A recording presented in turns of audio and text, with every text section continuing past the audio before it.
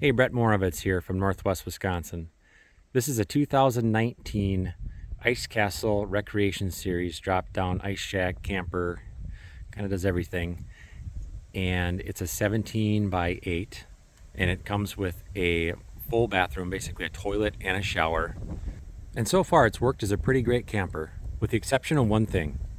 And what I found right away is that the shower was already really small. I'm over 6 feet tall and kind of lanky, and just thought that it's 22 inches deep and 36 inches wide, but it came with this crummy vinyl white shower curtain that was too long, so the bottom folded and laid in there, and it had just a straight cheap curtain rod. So I wanted to do what I could just to make a little bit more space. So I ended up ordering a adjustable curved shower rod off of Amazon. I'll put a link in the description for it. And then a more of a cloth type shower curtain.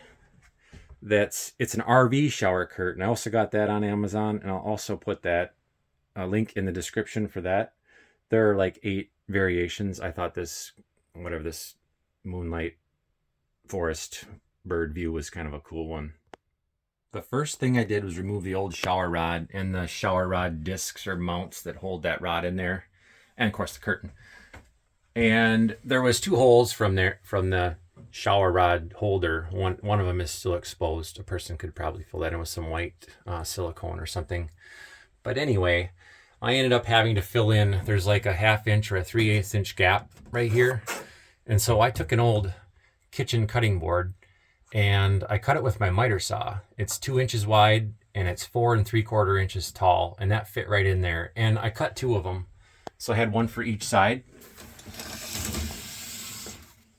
And then I put some clear Gorilla Glue adhesive on the back of them and used painter's tape to pop them in there and hold them in place until they set up. And once that was done, I was able to put the shower rod mounts on. I had to drill new holes. There's 2 screws behind there that go through. I got one through the vinyl, and one I had to drill through the actual shower housing. I think what the best height would be to do this again, I'm at about 1.5 inches from the top of this ledge here, but I think a better height would have been probably 1 inch. Then my shower curtain would have been like almost right on the floor. Because where I have it now, it's about 3/4 of an inch off the floor of the shower.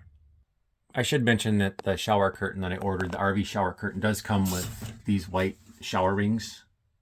And I found that they hang at about the same height or depth as the original clip ones that were on here with that cheap white vinyl shower curtain. So once the curved shower rod mounting brackets are in place with the 2 screws, then you can go ahead and put the curved shower rod in there. But before you do that, you have to put the ends on it. There's a set screw in there, but I didn't get them necessarily completely tight because I didn't know, you want to make sure you have that curve out and level when you're done.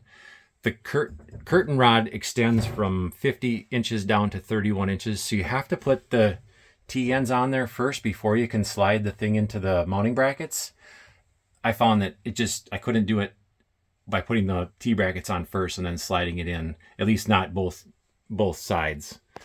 So it was easier just to put the T-brackets on there first. Then when they drop into the mounts, there's a Phillips screw on the bottom and the top. And then, of course, I think I believe it was an Allen wrench set screw that comes with it to tighten that when it's all said and done.